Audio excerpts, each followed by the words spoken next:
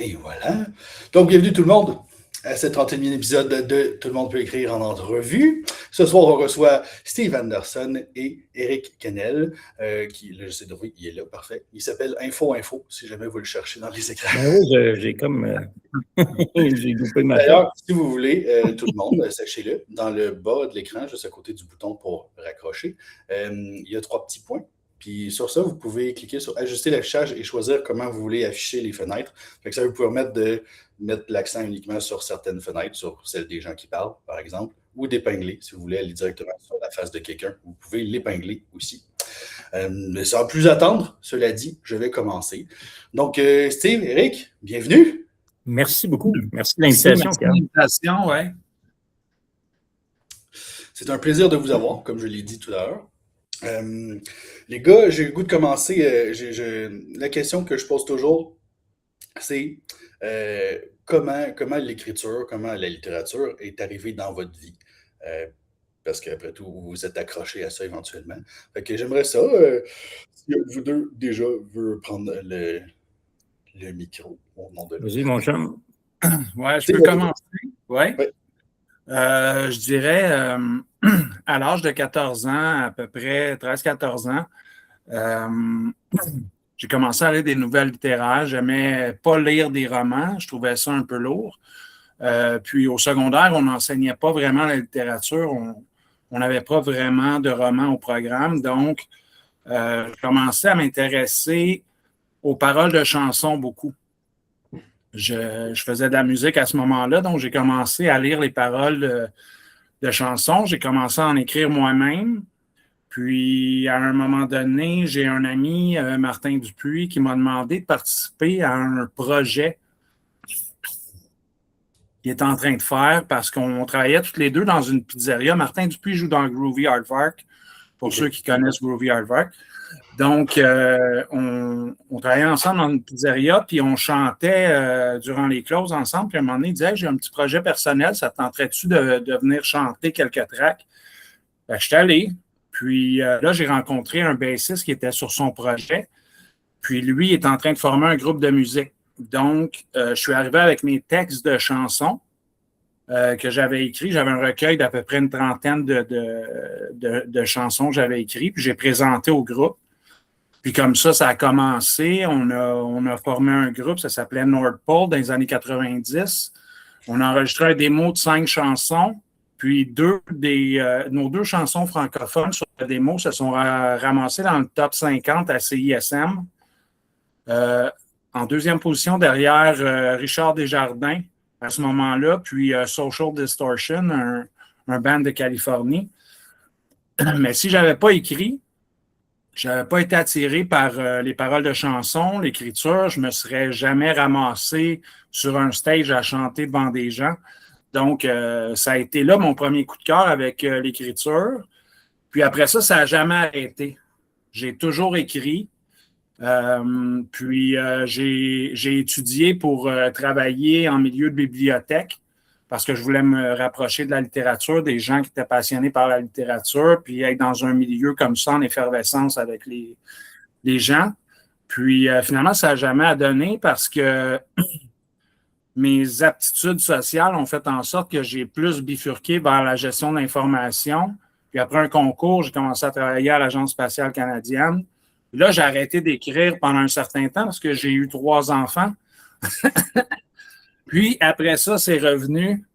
J'avais encore mes manuscrits. Puis, depuis 2018, depuis que j'ai décidé de publier Affection féline, qui a été mon premier roman à succès, là, je n'ai plus jamais arrêté. Là, je suis sur un pace d'à peu près 2-3 romans par année, soit des novellas qui viennent se greffer à ça ou des nouvelles littéraires.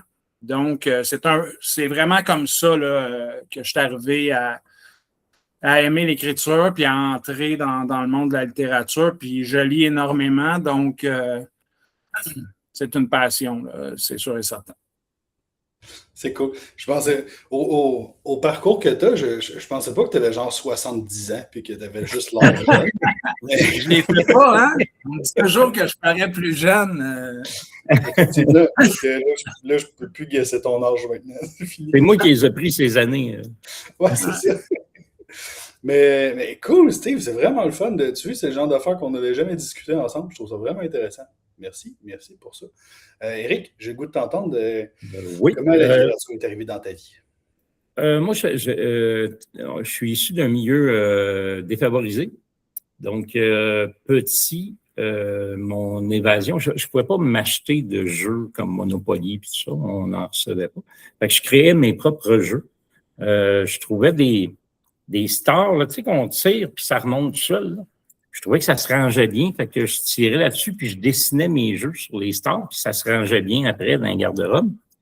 Fait que j'ai commencé à faire ces jeux-là puis les amis ont délaissé leurs jeux à eux pour venir jouer les miens. Fait que ça devient motivant en ce temps-là. C'est comme une espèce de boost. Puis j'ai commencé ça. Je créais, mon imagination s'est développée de cette façon-là. Puis je lisais beaucoup mon père collectionnait les Bob Moran. Je ne sais pas s'il y en a qui connaissent avec Bob Moran et Bill Ballantine. J'ai lu toute la collection et après ça, je me suis mis à créer mes propres histoires, mais c'est des histoires d'enfants un peu. Tu sais, ça dure 13 pages, puis on a pris beaucoup de raccourcis, peu de descriptions. Mais j'ai continué à écrire, puis plus tard, j'ai commencé une carrière en investigation pendant près de 25 ans. Puis après, j'ai acheté des chalets locatifs pendant cette période-là. Puis j'ai décidé de faire des enquêtes, mais en temps réel, puis mettre ça le plus réaliste possible. Ma carrière en investigation me servait. Et j'avais écrit toute une histoire pour qu'elle puisse se jouer à partir de la demeure de la personne jusqu'au chalet. Donc, ça incluait des enregistrements à écouter dans la voiture, des rapports d'autopsie à étudier, etc. Puis, bon, il y avait une finale à tout ça où on déterrait un cadavre qui avait l'air plutôt vrai au chalet. Puis, le personnage de ce jeu-là, c'était le maître des énigmes. Et quand j'ai vendu les chalets après la séparation, j'ai laissé dormir ce personnage-là longtemps. Puis quand j'ai arrêté ma carrière d'investigation, je me suis mis à écrire beaucoup plus et de façon beaucoup plus détaillée qu'à mon adolescence. Et c'est comme ça qu'est né le premier roman, qui est Le Maître des énigmes.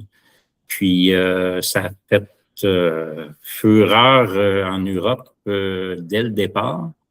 Je savais pas, je connaissais pas les groupes qu'il y avait ici. Moi, ça fonctionnait plus en Europe au départ. Puis après ça, j'ai commencé à fréquenter les groupes qui sont ici. Puis là, ça n'a jamais arrêté parce que les gens me demandaient la suite et la suite et la suite. Puis, ça a été des choix à faire pour moi parce qu'à un moment donné, quand c'est un peu comme le plan A qui, les revenus deviennent moins grands que le plan B qui était l'écriture. Et là, je me suis mis à l'écriture à temps plein par la suite. Ouais, c'est pas mal ça, mon parcours à l'écriture. C'est vraiment hot. Et tout aussi. Ça aussi, c'est quelque chose que je ne savais pas. C'est fou. Mais là, OK. Là, tu dis des groupes d'ici. Oui.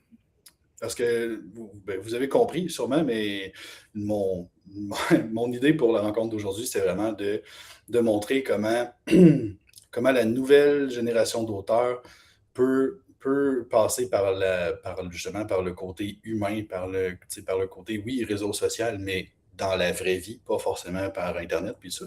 Puis là, tu parles de groupe. Je veux t'entendre parler de ça, parce que c'est ces groupes-là qui ont fait en fait, ça. J'ai tout le temps fonctionné un peu out of the box. Puis, il y avait... des enquêtes dans des chalets, puis de... Oui, c'est ça. Out of the box, je te confirme, c'est malade.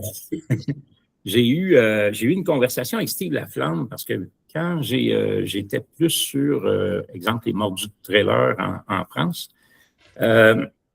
j'avais organisé un party de remerciements pour les lecteurs-lectrices, mais je n'ai jamais mis les pieds en France. J'ai juste décidé de lancer sur le groupe qu'on allait remercier, je lançais le défi aux auteurs européens de remercier les lecteurs-lectrices parce que de mon côté, ça fonctionnait très bien. Les gens étaient très généreux avec moi sur les groupes. Donc, je recevais, la journée que ça s'est fait, je recevais des vidéos puis des photos. Il y avait des parties de 18 auteurs, 50 lecteurs dans des bars là-bas, puis ça m'envoyait des photos comme quoi ça avait participé, puis il y avait des tirages de livres, là, il y a des montagnes de livres sur les... Puis moi, ma mentalité, c'est que si la personne connaît l'auteur avant de connaître son œuvre, si on donne la chance au lecteur-lectrice de connaître l'auteur, l'autrice, avant de connaître l'œuvre, on se donne d'un, ça crée une proximité qui est très importante. Et de deux, ça crée le bouche-à-oreille. De trois, ça fait en sorte que ça se pourrait, je vous dis ça se pourrait, que les gens aillent magasiner dans une librairie ou sur Amazon ou où vous voudrez, où ils magasinent leurs livres, et qu'ils aient leurs 30 piastres qu'ils ont à dépenser. Il y a Stephen King, puis Pierre Jean-Jacques qui a parlé à son lectorat, puis ils vont mettre le 30 piastres sur Pierre Jean-Jacques. Fait que c'est un élément à ne pas négliger. Puis j'ai toujours pensé que c'était... Même le premier salon clandestin que j'ai fait, il n'était même pas supposé avoir de livres. C'était juste pour remercier les gens. Je voulais ramener les gens, mettons, caler 3 bouteilles de vin entre 2 pierres dans une rivière, puis let's go, venez jaser, puis je veux vous dire merci en personne. Et finalement, c'est les gens qui demandaient des livres, donc c'est pour ça qu'on en est venu à ça. Mais les groupes, oui.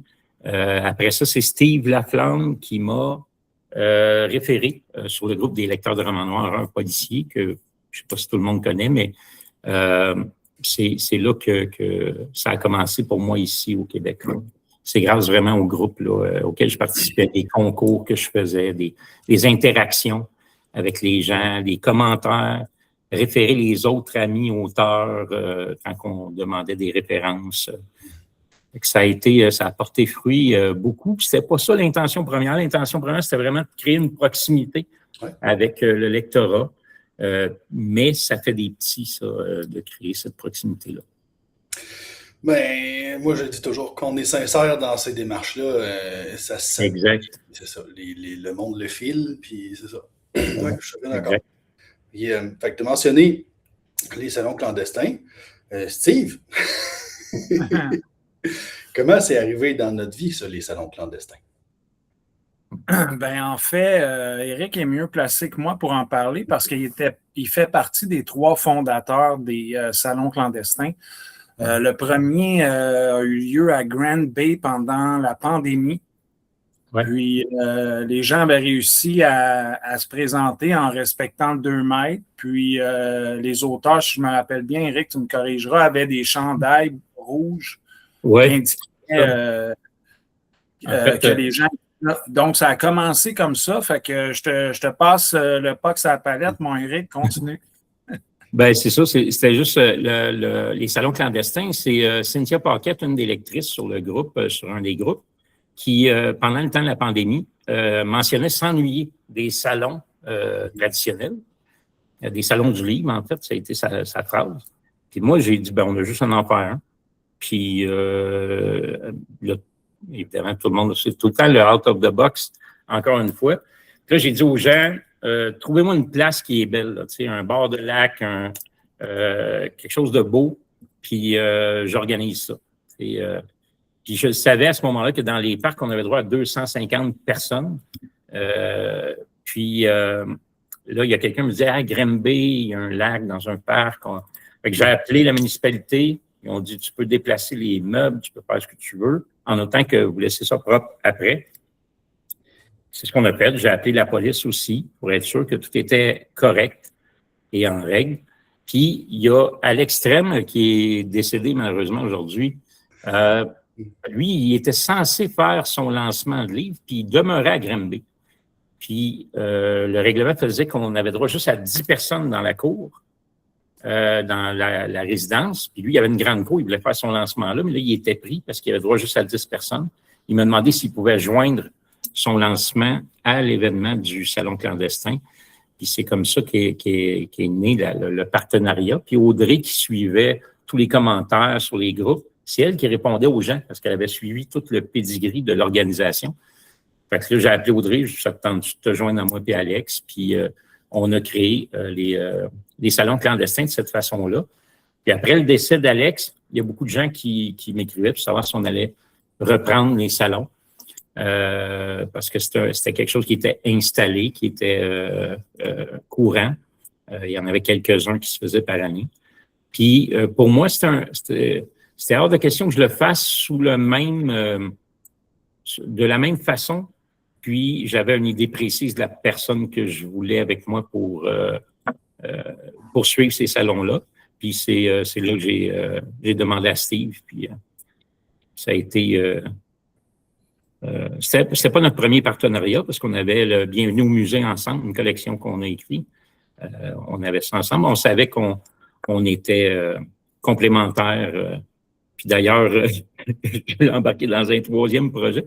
Je m'occupe maintenant du camp aux Anames. J'ai pris la direction générale du camp aux Anames et j'ai demandé à Steve d'être le président du conseil d'administration. On continue dans ce lancé-là. Oui, parce que là, j'ai aussi parlé du camp aux Anames, mais c'était pour ça que j'avais passé la POC à Steve pour les Mais Steve, tu es quand même sur Facebook, mettons, sur le groupe du Salon clandestin, puis tu es quand même très présent, tu shootes beaucoup d'informations, puis tout ça. Fait que comment t'en es venu justement à vouloir faire plus que juste te présenter, puis vendre tes livres, puis parler au monde? Ben en fait, pour ce qui est du salon clandestin, après le décès d'Alex, moi et Éric, on a discuté, puis il y avait des gens, comme Éric le disait, qui souhaitaient que les salons continuent.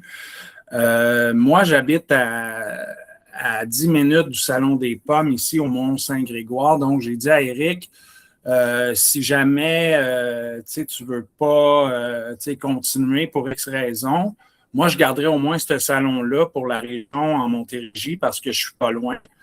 Puis finalement, il a accepté de continuer. Puis à partir de ce moment-là, on s'est dit que la première année, on allait respecter les salons qui avaient toujours existé. Celui de Terrebonne, celui des Pommes. Puis qu'on allait continuer dans la tradition en invitant les deux filles d'Alex dans les salons pour que les gens qui n'avaient pas eu la chance de compléter leur collection d'Alex puissent mettre la main sur les livres restants dans l'inventaire. Donc, pendant la première année, ils ont été là dans les 3 événements qu'on a fait.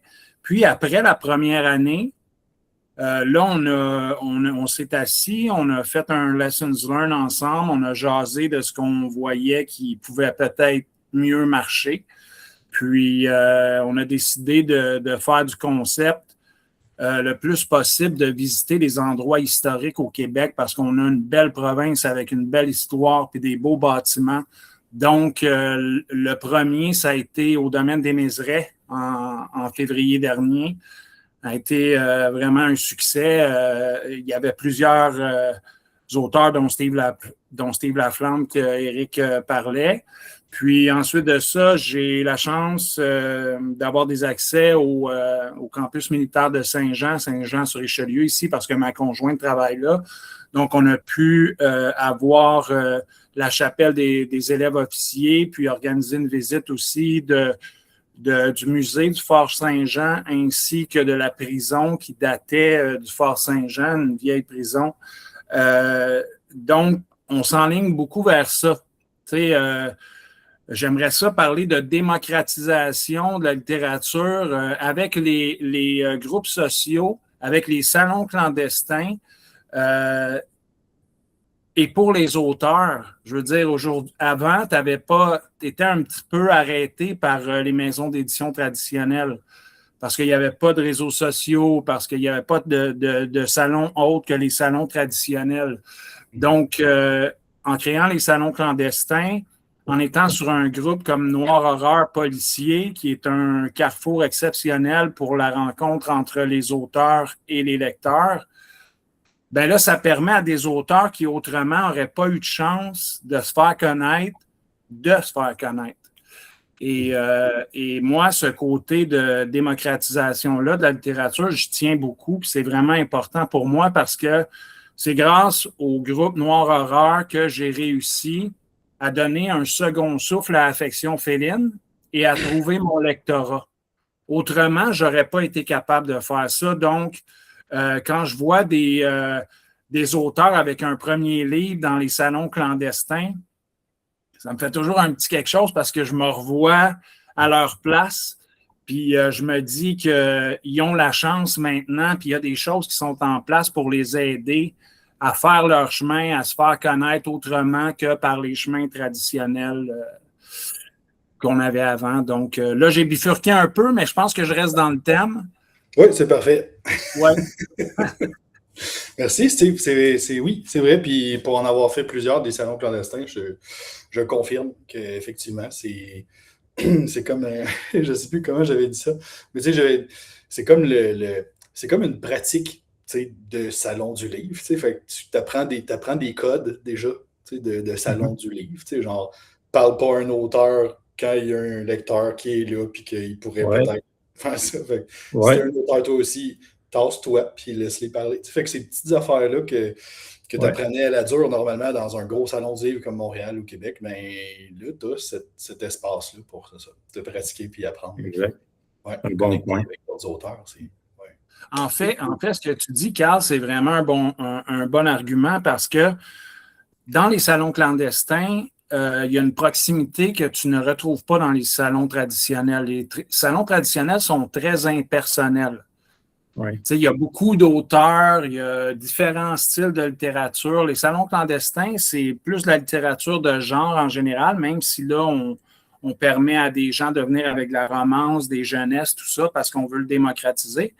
Mais ce que je veux dire, c'est que quand le lecteur vient à ta table, tu vas passer un 10-15 minutes, puis même s'il y a des gens en arrière, tu vas continuer ta conversation, puis tu vas prendre le temps qu'il faut avec le lecteur. Puis ça, on y tient beaucoup parce que c'est un privilège dans le fond. Là. Je trouve qu'il n'y a pas plus beau cadeau que tu ne connais pas qui vient te voir, te parler de ton histoire, qui a pris le temps de lire pour te dire qu'il a apprécié ça. Y a-tu un sentiment plus pur que ça de sentir que tu as fait quelque chose qui est apprécié? Je pense que c'est difficile à battre comme feeling. Donc, dans les salons clandestins, on prend le temps avec les gens là, de discuter. Puis, que ce soit des auteurs émergents ou des lecteurs, c'est vraiment convivial. Là. Ouais, je prends la balle au bon. Il y a beaucoup de lecteurs, lectrices qui viennent voir et sont surpris des fois qu'on leur réponde sur Messenger ou autre. Ce que je réponds tout le temps, c'est que si vous avez pris un 30 $ de votre argent durement gagné, puis que vous avez pris une couple d'heures pour lire un livre, du temps qu'on n'a quasiment plus tellement la roue, elle tourne vite aujourd'hui. Si je n'ai pas 2 minutes pour répondre, vous pouvez me flusher. C'est important, je trouve, d'avoir. Puis c'est bon de connaître les gens qui font lecture, une partie des gens qui font lecture de nos livres, parce qu'on a des feedbacks vraiment incroyables des fois. Puis des fois, c'est ultra motivant. Du genre, mon père ne lit plus depuis Belle Lurette, puis là, il a recommencé avec tes livres grâce à tes livres. On a Carl, Steve, les autres auteurs, vous avez sûrement eu ce genre de commentaires-là aussi. Puis ça, c'est ultra motivant, là, surtout quand on est en pleine écriture. Puis qu'on doute de nous ou de ce qu'on est en train d'écrire. Oui. J'ai le goût de te faire parler quelques minutes d'Ozanam, Éric, parce que c'est un projet qui est super cool, puis qui, encore une fois, va dans cette lignée-là de rapprocher les auteurs des auteurs, mais aussi rapprocher les auteurs des lecteurs, lectrices. Fait que j'aimerais ça Oui, aux Alames, en fait, pour faire ça vite, c'est la place comme telle, c'est que c'est l'endroit de mon enfance. C'est un endroit qui avait été créé par des gens du clergé, puis ça permettait aux familles qui n'avaient pas les moyens d'aller passer des vacances en nature. Là, on croisait toutes les autres familles. Fait que tous mes souvenirs d'enfance sont ici. Puis, à un moment donné, je roule. Puis, quand on roule en voiture, c'est très inspirant. Je ne sais pas pour vous autres, mais moi, il sort beaucoup d'idées. Puis, à un moment donné, j'ai eu l'idée. Je me suis dit, je vais appeler la directrice de l'époque, Sylvie. Je dis, je vais appeler voir si ça pourrait être intéressant de faire une fin de semaine en chalet, auteur et lecteur. Puis à ce moment-là, je voulais juste faire une espèce de fin de semaine où on ferait un conte autour du feu. Fait que j'ai contacté mon ami comptable Louis-Maxime Lockwell. Je lui ai demandé s'il était libre cette fin de semaine-là. Il dit oui. Puis ça te tenterait-tu de compter autour du feu? Il dit oui. Ça, je parle de ça. Il est 4h30 là, quand je l'appelle. 5h moins quart, j'appelle Sylvie. Je dis, est-ce qu'il est libre, le chalet? Y a-t-il une période? Elle dit oui, telle date. Je dis, je peux-tu faire ça? Elle dit oui, tu as le camp, toi, vas-y.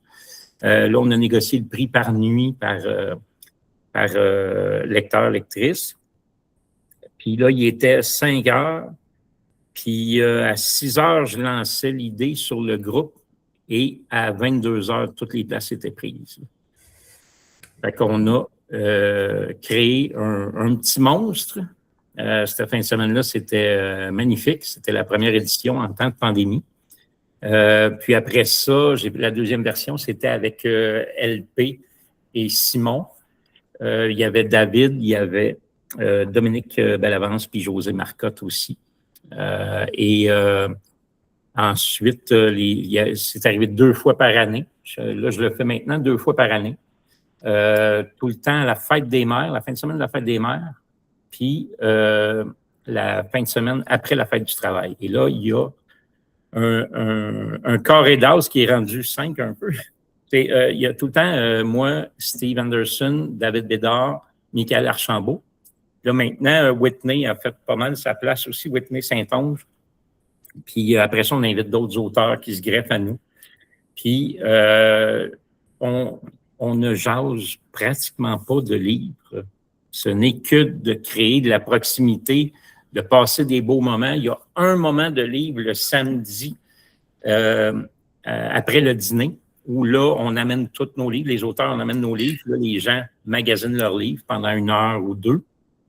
Après, on crée les déjeuners, ça se passe ensemble. Le souper du samedi, ça se passe ensemble. Et après le souper, là, on sort, si je peux appeler ça comme ça, les talents de tous les auteurs sur place pour faire une soirée spectacle aux lecteurs-lectrices. Et c'est un 3h30, 4 heures de pur bonheur et vraiment de moments magiques. Puis ça se termine le lendemain, puisque tout le monde part un peu à l'heure qu'il veut, après le déjeuner du dimanche. Ouais. Ça a créé des amitiés, ça a créé des moments incroyables, puis ça continue de le faire encore. Oui, puis comme tu le disais, tu sais, puis moi j'insiste là-dessus quand j'en parle aux gens que c'est pas du tout une pour ça qu'on fait ça, mais l'effet secondaire, tu sais, de créer des liens sains puis naturels comme ça, ben c'est que c'est sûr que si ce que tu écris plaît à cette personne-là, ben il y a des chances pour que le restant de ses jours, elle va continuer d'acheter tes livres. Quand quelqu'un aime nos romans, on devient une valeur sûre pour cette personne. Ils vont même nous pardonner un flop des fois. C'est-tu une expérience personnelle? Non, j'ai pas d'expérience de ça, mais je le vois à travers d'autres auteurs. Oui. Je me croise les doigts puis je touche du bois. Oui. Fait que je pense, est-ce que j'ai fait le tour? Est-ce que j'essaie de voir si j'ai parlé de tout ce qui était communauté puis tout ça. Steve, je ne sais pas si j'oublie quelque chose. Est-ce que j'ai-tu passé tout droit de quelque chose par rapport à... Steve, si je peux me permettre, Steve, avec le mystère de la main blanche puis Affection féline, on le voyait souvent passer sur le groupe où il allait lui-même livrer ses romans aux gens. je pense que ça aussi, ça a fait une bonne différence dans l'appréciation des gens. Ça prenait quelle forme, ça, Steve, la livraison de livres de même? Ben, en fait, pendant la pandémie, les librairies étaient fermées. Donc, le point de rencontre, c'était vraiment le groupe Noir Horreur Policier. Puis sur le groupe, quand on était en live, Andra faisait beaucoup de live. Puis dans ce temps-là, il y avait David puis Alexandre aussi qui faisaient une émission un peu burlesque avec des auteurs invités. Puis on parlait de nos livres, puis les gens, comme ils étaient à la maison, souvent nous écrivaient personnellement, puis posaient des questions, puis se demandaient si on vendait le livre, puis on pouvait le dédicacer, l'envoyer par la poste. Donc, quand il y avait des gens qui étaient en Montérégie, pas loin de chez moi, je prenais la voiture, puis j'allais livrer les livres, puis là, je respectais la distance, j'avais une conversation. Je pense que ça faisait un bien énorme aux gens et de lire et de voir les gens, puis de discuter parce que tout le monde était un peu isolé. Donc, c'est ça. Puis, je ne sais pas si vous vous rappelez, mais j'aurais peut-être été plus loin parce que je trouvais ça vraiment le fun d'aller à la rencontre des gens, mais des fois, il y avait des zones rouges, puis on ne pouvait pas aller à Montréal ou on ne pouvait pas. On reparle de ça, on vit la pandémie, puis... le livre, c'est un peu ça. Le livre, c'est quand ça t'ouvre des portes, puis ça t'amène dans des endroits, dans des mondes, dans une imagination sans fin. Donc, les gens qui étaient isolés chez eux, c'était leur façon de sortir de cette de ça, puis de voir des choses, puis en plus de pouvoir aller parler avec eux. Qui m'écrivait pour avoir de mes livres. Je trouvais ça vraiment, vraiment cool. Fait que non, le côté humain à travers tout ça, c'était vraiment bien. Dans un moment qui n'était pas facile pour tout le monde, où on ne savait pas trop où on s'en allait, le livre était devenu comme un refuge pour tout le monde. C'était vraiment intéressant. On a croisé beaucoup d'auteurs qui va et qui viennent, qui apparaissent puis qui disparaissent. Il y en a quelques-uns qu'on revoit toujours, sont toujours là depuis la pandémie.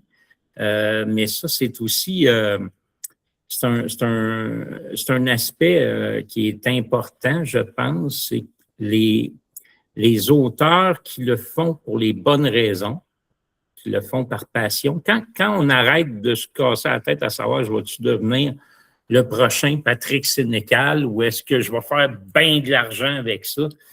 Quand on arrête ça, on dirait que c'est là que tout débloque et qu'on se sent plus libre de nos choix et on est plus game d'essayer aussi. On a plus de courage. Ouais. Une chose que je remarque, pour ceux qui sont nouveaux nouvelles avec nous, salut, moi c'est Carl. Ces entrevues-là, je les fais dans le cadre, entre autres, de mes formations pour auteurs, dans le fond. Fait qu'on il y a une partie des gens ici qui sont auteurs, qui sont la prochaine génération d'auteurs, d'autrices, qui vont changer le monde à coups de pouce-bine et de clavier d'ordinateur. Puis c'est ça. Puis c'est pour ça que j'ai fait venir Steve et Eric aujourd'hui. C'était parce que je voulais parler du côté communautaire, du côté humain de l'écriture. Puis je pense que là où je m'en allais avec cette phrase-là, j'ai oublié. Ça s'en est parti par là-bas. Mais ça m'exciter. OK. Je voulais montrer, c'est ça. Mon but aujourd'hui, c'était de pouvoir montrer aussi que ce que Steve a nommé, ce que Eric a nommé, c'est des choses avec lesquelles eux autres étaient à l'aise de. Fait que dans le sens que, tu sais, quelque chose, conduire, fait que faire, OK, ben, je peux faire tant de kilomètres. Oh, ouais, ça ne me dérange pas de faire tant de kilomètres. Je vais écouter la radio dans mon char, puis je vais jaser avec du monde, ça. Fait que, tu sais, c'est pas forcément il faut absolument que je sois sur tel réseau social, il faut absolument que je poste tant de fois par jour, il faut pas. Non, ce qu'il faut absolument, c'est que tu sois bien dans ce que tu fais, parce que si t'es pas bien, ça te demande du jus, ça te demande de l'énergie. Puis cette énergie-là, tu ne peux pas la consacrer au reste des choses de ta vie. Puis d'habitude, quand tu es auteur, surtout dans les débuts, tu n'as pas le choix de faire d'autres choses de ta vie. C'est ça. Ça, j'avoue, je ne sais pas, les gars, on n'a pas tant parlé de ça, mais avant que tout ça commence au point où vous fassiez comme, OK, je pourrais juste écrire puis faire les événements puis tout ça. Qu'est-ce qui se passait avant? Parce que là, bon, ben, Éric, j'ai cru comprendre que, en fait, c'est que tu en es arrivé à ta retraite ou tu as pris une retraite. Oui, en fait, j'ai lâché l'investigation, puis j'ai décidé de faire une formation en infographie pour faire mes couvertures de livres. Puis j'avais publié, en fait, sur Amazon, j'avais publié évidemment, le maître des énigmes. Et Amazon m'a écrit pour me dire, est-ce que tu veux qu'on place ton livre dans une catégorie de spécial? Il y avait 3 catégories. Il y avait la catégorie flash, il y avait le 24 heures, puis il y avait le mois. Ils ont dit flash, ça te tente-tu? Bon, moi, je me suis dit, si je vends 10 livres de plus, je vais être heureux. Et je pars. Tous les ans, je partais pour aller me perdre dans le bois pour les Perséides. Puis quand je suis revenu de ma fin de semaine, j'ouvre mon compte Amazon parce que j'avais un livre que je voulais commencer à publier puis remplir la fiche. Et là, je me suis dit, bon, je suis rentré dans le compte de quelqu'un d'autre. Je comprends pas. Il y avait comme rien, puis une ligne qui montait comme ça dans le graphique. C'était les ventes en une fin de semaine, 1400 livres de vendus. Puis après ça, ça a fait la même chose avec la trilogie. Quand j'ai sorti la trilogie, c'est devenu le numéro 1, toute catégorie sur Amazon avec un livre à 80 $. Fait que je vous laisse imaginer le profit qui en a découlé. Et ça a fait en sorte que là, j'avais des choix à faire. Puis j'étais très à l'aise avec l'idée de devenir écrivain à temps plein puis de vivre de l'écriture. C'est du travail. On ne peut pas juste mettre un livre à vendre et se croiser les bras puis espérer que les gens vont donc aimer ça. On n'a pas besoin de se rappeler que le livre, la durée de vie d'un livre dans une librairie est assez courte. Et souvent, après ça, ta tranche a besoin d'être belle parce que c'est ça que le monde va voir parmi 1000 autres tranches, 10 000 autres tranches. Heureusement, de mon côté, avec l'auto, j'ai testé les deux. J'ai été avec ADA pour quelques romans. Mais en auto-édition, même les livres les plus vieux continuent encore d'être mis en publicité par Amazon. Là. Et on voit encore la face du livre. Là. Puis, je considère encore que c'est des bébés, même si c'est 2017, parce que je suis un grain de poussière parmi tous les auteurs et mes livres ne sont pas connus. Tu sais, on est tout le temps à 2 heures d'être un parfait inconnu. Si je traverse la frontière, personne qui me connaît. Si je m'en vais dans des places autres qu'il n'y a pas de gens du groupe, je ne suis pas connu tant que ça. Il y a des fois, c'est surprenant. Je ne sais pas si ça t'est arrivé, Carl ou Steve, là, mais j'étais en Gaspésie dans un casse-croûte perdu quelque part, puis il y a un gars qui s'est levé, il dit « T'es-tu Éric Quesnel? » Oui. Il disait mes romans dans ce coin-là. Là. Je suis content. Ouais. Ton livre n'avait pas été livré, Éric, hein, c'est ça? Non, c'est ça. Ouais. Mais c'est ça, c'est vraiment... c'est ça qui a créé le fait que j'ai fait le choix d'écrire à temps plein. C'est que là, le revenu B dépassait le revenu A. Donc, j'avais des choix à faire. Puis toi, Steve, à quel moment cette transition-là s'est faite? Ben, en fait, c'est sûr que quand Affection Féline a commencé à bien fonctionner sur le groupe Noir Horreur, à ce moment-là, j'avais publié le livre avec les éditions de l'Apothéose, qui est en fait un distributeur avec des maisons d'édition à compte d'auteur. Donc, c'est comme un partenariat. C'est pas l'édition traditionnelle, mais c'est pas non plus l'auto-édition. Donc, c'est un peu entre les deux. Puis là, je reçois un message d'Éric qui me dit « Je te vois interagir sur le groupe. Je pense que c'est important pour toi, tu sais, le contact avec les lecteurs, tout ça. J'aimerais ça qu'on se rencontre, qu'on aille dans un restaurant jaser. Fait qu'on s'est rencontrés à mi-chemin à Sorel, dans le bunker des Hells, où est-ce que Éric connaît des personnes. Non, on est allé à Marina. Puis là, Éric, il me contait un petit peu son cheminement, puis qu'il avait étudié les maisons d'édition, puis c'était quoi les avantages de l'auto-édition sur Amazon. Puis là, quand il a commencé à me parler un peu comme il vient de le faire là, avec ses chiffres, mais de façon vraiment concrète, là, ma mâchoire a comme tombé dans mon assiette parce que j'en revenais pas. Écoutez, Éric, c'est un phénomène là, au niveau de l'auto-édition. C'est probablement l'auteur qui fait le plus d'argent au Québec en auto-édition. Puis les chiffres qui m'ont avancé, écoute, j'ai même pas atteint ça avec tous mes livres que j'ai à date. J'ai même pas atteint ce que lui a réussi à faire avec le Maître des énigmes. Donc, il y a toute mon admiration, en plus d'être un excellent ami. Puis, c'est un phare aussi. Tu sais, c'est quelqu'un que tu peux regarder et te dire, ben si tu mets les efforts et si tu cherches des solutions, tu peux arriver à bon port. C'est sûr que il fait pas juste ça. Il a du talent, là, le monsieur, là, pour raconter et écrire des histoires. Mais non, c'est ça. Donc, moi, pour en répondre à ta question, Carl, je travaillais pendant 22 ans à l'Agence spatiale canadienne. Puis, comme je disais tantôt, j'ai eu 3 enfants, donc j'ai écrit à temps perdu, mais je n'avais pas l'intention de publier jusqu'à Affection féline. Puis, après avoir rencontré Éric, puis après avoir été plus prolifique au niveau de l'écriture, puis commencer vraiment là, à trouver mon lectorat, j'arrivais à un âge où est-ce que mes enfants commençaient, ma plus vieille, elle a quitté la maison, mes 2 autres, ils sont encore petits, mais ils sont majeurs. Donc, tu sais, j'arrive dans la dernière étape de ma vie où là, je vais être à retraite puis je vais pouvoir faire un peu plus ce que je veux avec plus d'autonomie. Donc, je suis dans cette transition-là en ce moment. Là. Fait que je vais écrire à temps plein très prochainement. En fait, je le fais déjà parce que j'aide mes parents. Je suis proche aidant en même temps.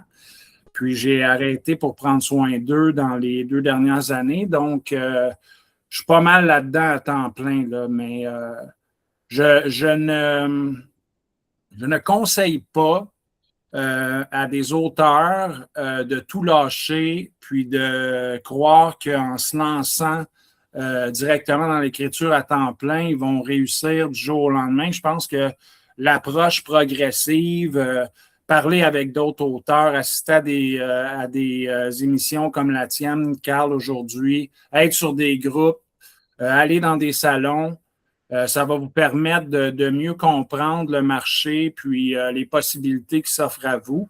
Parce qu'Éric, c'est plus une exception. Si on est dans le American Dream, ben Éric il a réussi, mais pour un Éric Kennel, il y a des milliers d'autres personnes qui ne vont pas réussir à en vivre. Là, c'est un petit marché, le Québec. Tu sais, Éric, tantôt, il disait qu'il a eu la chance de percer en Europe en premier, en France, qui est un plus gros bassin.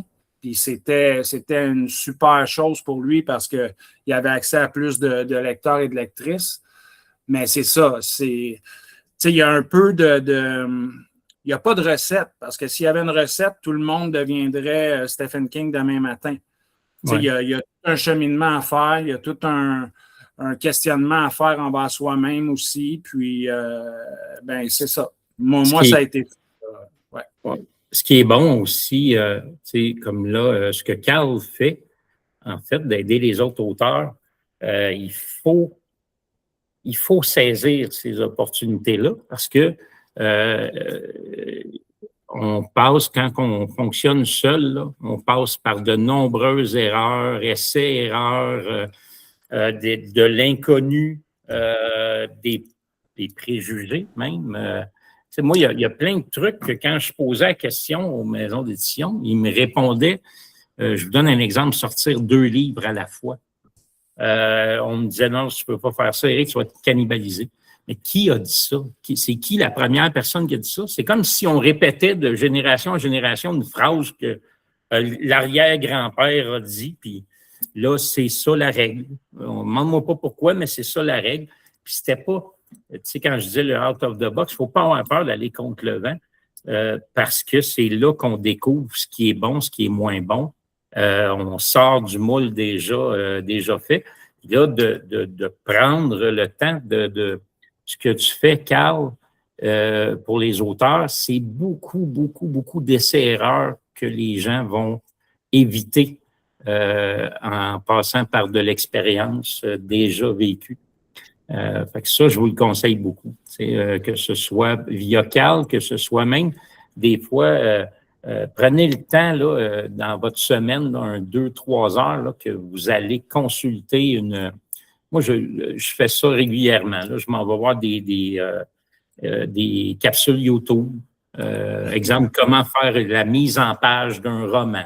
Tu sais, des choses qui, de plus en plus, ou même prendre tout le livre, la page de règlement d'Amazon, puis étudier chaque point pour être sûr de toujours être à jour dans les possibilités. Puis c'est important aussi.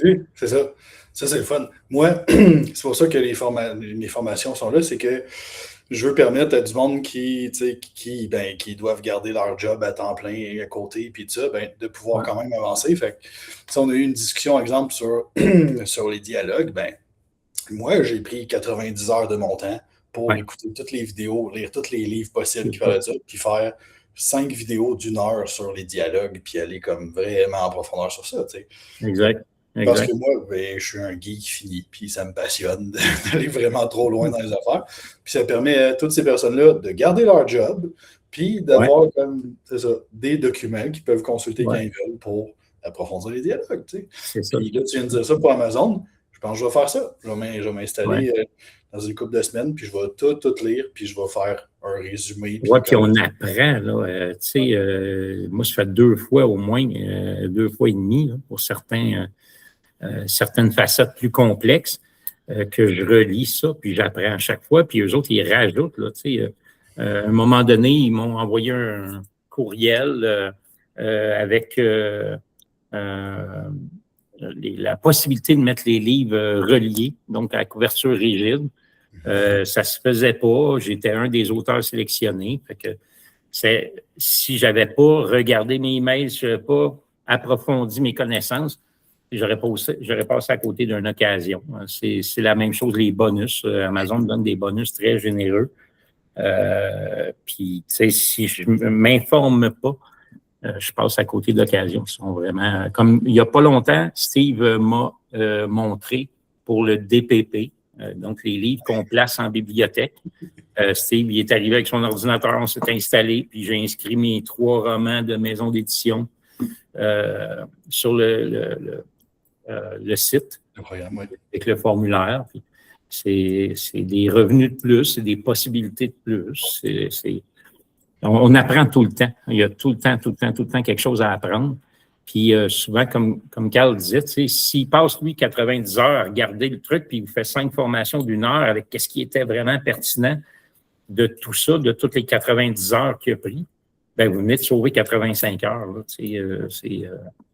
c'est vraiment un point important, non négligeable. Moi, j'y allais il n'y avait pas grand monde là, au niveau de l'auto-édition que je pouvais consulter. Je ne connaissais pas beaucoup d'auteurs.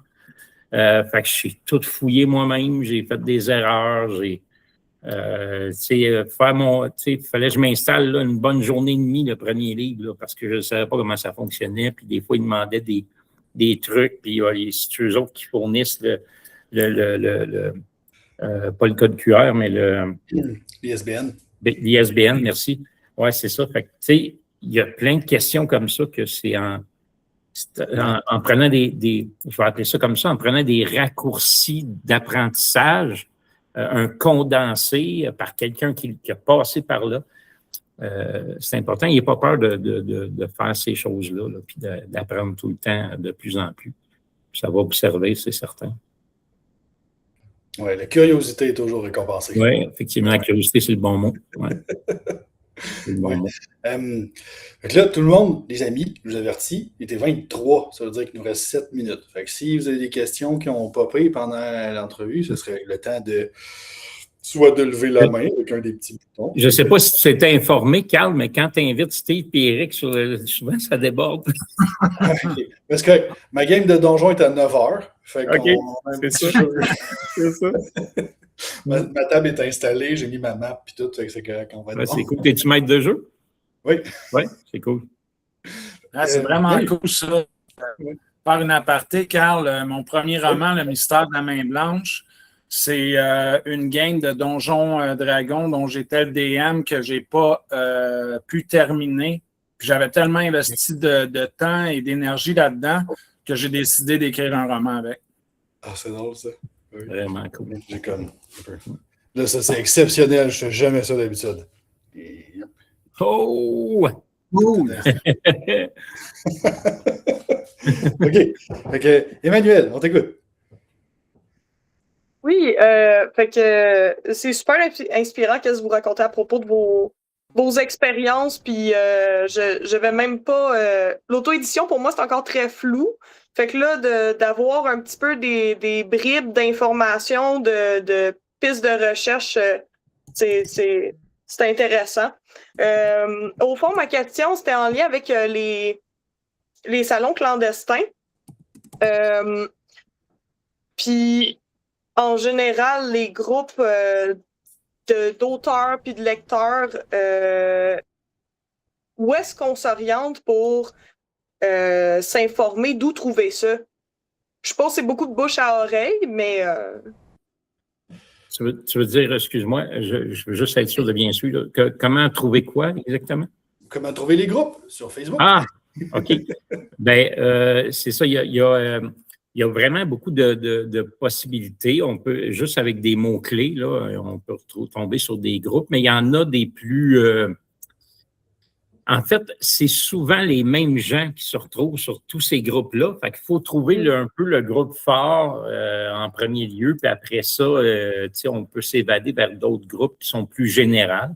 Ça dépend. Tu as des groupes qui sont plus ciblés dans le genre de... Je ne sais pas c'est quel genre de livre tu veux écrire, mais il y a des groupes ciblés pour ça. Puis, après ça, c'est vraiment de s'inscrire sur ces groupes-là, puis tu vas pouvoir... Je vais vous monter une liste sur la plateforme de groupes fiables, parce que y a des groupes d'auteurs que c'est pas trop... C'est ça, c'est pour ça que je ne voulais pas nommer de groupe en particulier, mais le groupe, les lecteurs de romans noirs, horreurs, policiers, c'en est un qui a changé beaucoup de choses dans le... Quand je dis beaucoup de choses, là, ils ne sont pas inconnus au succès des contes interdits, ne sont pas étrangers au fait que je vis de mon écriture aujourd'hui. C'est un groupe qui a transformé beaucoup de choses dans le domaine littéraire au Québec. Je suis d'accord. Vous allez d'ailleurs vous en rendre compte à la fin de la lecture de certains livres. Beaucoup d'auteurs prennent le temps de remercier les administrateurs du groupe. Puis, pour les salons clandestins, Manu, écoute, il y a une page qui s'appelle Les salons clandestins du livre où là, tu vas avoir toutes les informations sur les événements. Puis, on fait toujours des appels d'auteurs lorsqu'on dévoile notre prochain événement. Donc, les auteurs qui veulent s'inscrire peuvent le faire en nous écrivant, en lisant les détails sur la page des salons clandestins. C'est les salons clandestins V2, je pense. Version 2. Ouais. Version 1 n'est plus recommandée. C'est la version qui était avec Alex. Là. Il y avait une histoire de passation de plage qui devenait complexe. Oui, sur la plateforme de mes formations, il y a aussi, on met les liens pour les événements puis tout ça avec, puis on peut même cliquer pour dire qui va être là, tout ça. On fait souvent la passation des informations à partir de Facebook. Notre plateforme, tout est bien classé puis tout ça. Fait que, merci beaucoup les gars pour vos conseils puis vos réponses. Oui. Merci.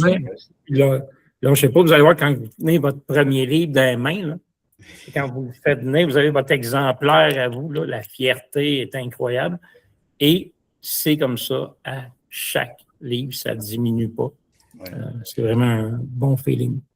Ben, c'est ça, mon projet avec ma gang, là, c'est ça, c'est d'ici à la fin de décembre, je veux publier une première anthologie, un premier recueil avec des textes que le monde va avoir fait présentement et dans les prochains mois. Là. C'est cool que tu fasses ça, Carl. Si à l'époque que j'ai commencé, j'avais eu cette possibilité-là que vous avez avec Carl, j'aurais sauté sur l'occasion, c'est sûr, parce que là, il y avait Steve Laplante qui était très généreux. Je voulais avoir des explications sur la différence entre l'édition traditionnelle et l'auto-édition. J'avais suivi une formation pour ouvrir une maison d'édition traditionnelle. J'ai finalement choisi l'auto-édition, mais Steve avait été généreux. Puis, il avait fait un petit peu ce que Carl fait avec vous, sur plus structuré, mettons, et non pas au coin d'un hamburger à Québec, là, mais c'est très important. Félicitations, Carl. Prof un jour, prof toujours, qu'est-ce que tu veux, on est. C'est ça. Puis on l'a reçu, on a fait une entrevue avec lui il y a une couple de semaines. Je ne sais plus, ça fait un bout quand même. Mais oui, c'était une belle. C'était un bon mug. Il y a plein d'affaires qui se passent là. Je n'ai pas eu le temps de lire tous les commentaires, je regarde s'il y a des questions. Il y a des remerciements, les gens vous aiment, ils se trouvent beaux, gentils. On vous aime aussi. Bon. Mais oui, c'est ça. Oui, génial. J'adore. Puis, je pense que tout est là. Les gars, vous êtes des exemples que c'est ça.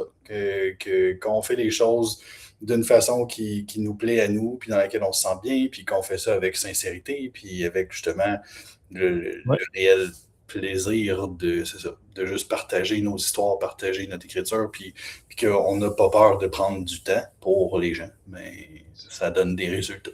Puis on le voit Oliver, il est venu au Québec, là, il a fait la tournée avec nous. Je l'ai c'est vraiment cool. Je l'ai appelé Oliver. Je m'excuse, Oliver. C'est pas grave. Oui, fait que j'arrive à la fin de mon 20h30. Fait que je vais juste dire bye-bye à l'enregistrement. Donc, merci tout le monde d'avoir assisté à l'enregistrement. Je ferme l'enregistrement, mais je continue de parler avec ceux qui sont là parce que c'est le bonus qu'ils ont en étant là. Fait que bye-bye l'enregistrement. Merci. Merci. Merci. Parfait. On dit bye-bye et voilà. OK.